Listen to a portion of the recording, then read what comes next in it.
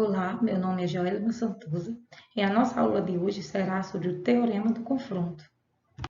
A história nos diz que Arquimedes e Eudoxo foram os primeiros a utilizarem o teorema no esforço para calcular o π. Mas a formulação que temos na modernidade foi feita por Gauss.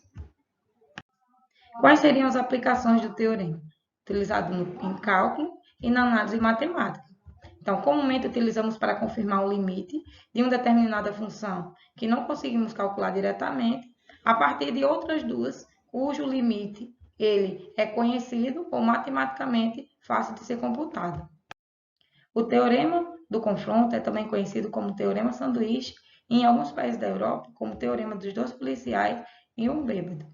Na história, dois policiais eles escoltam um bêbado e não importa o quanto esse bêbado cambaleie, e que caminho eles tomem. Se eles conseguirem manter o bêbado entre eles, e se eles estiverem para uma mesma cela, o bêbado também estará para essa mesma cela. Vamos agora à descrição do teorema. Suponha que a função f de x esteja entre a função g de x e h de x. Graficamente, que significa que os valores de f de x são menores ou iguais de h de x e maiores ou iguais aos de g de x. Para qualquer x em um intervalo aberto contendo c, exceto em x igual a c. Porque para a questão do cálculo do limite, o que nos importa são os valores de x quando eles tendem a c. Suponha também que o limite de g de x com x tendendo a c seja igual ao limite de h de x com x tendendo a c, que seria igual a L. Então, o limite de f de x com x tendendo a c também será igual a L. Vejamos um exemplo. Calcule o limite abaixo. Limite de x ao quadrado vezes seno de 1 sobre x ao quadrado com x tendendo a zero. Ele pode ser decomposto em dois outros limites. O limite de x ao quadrado com x tendendo a zero vezes o limite de seno de 1 sobre x ao quadrado com x tendendo a zero. Esse limite aqui é zero e esse limite aqui, ele não existe. Então, de forma direta, nós não somos capazes de calcular esse limite. Nós temos que recorrer ao teorema do confronto. Sabemos que toda função seno, ela é limitada abaixo por menos 1 e limitada acima por 1.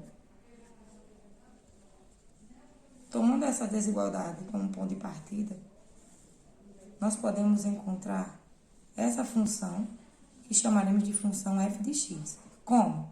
Multiplicando nossa desigualdade por x ao quadrado.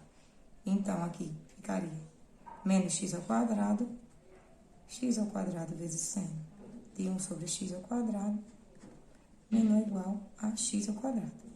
Sabemos que essa função aqui é a nossa função f de x. Vamos chamar essa função de função g de x e essa função aqui de função h de x. Então, o próximo passo seria calcular os limites da função g de x com x tendendo a zero, que seria igual ao limite de menos x ao quadrado com x tendendo a zero, que será igual a zero. E o limite da nossa função h de x com x tendendo a zero, que será igual ao limite de x ao quadrado com x tendendo a zero, que também será igual a zero. Então, temos que as duas funções g de x e h de x têm o mesmo limite. Então, o limite da nossa função f de x com x tendendo a zero também será igual a zero.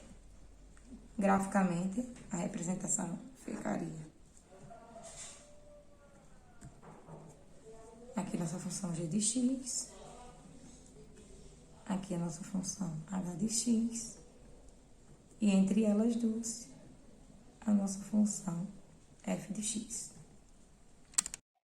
Essa é a nossa atividade avaliativa, que constará de 6 questões e deverá ser postada no ambiente até o dia 9. Aqui estão as referências de nossa aula e até mais.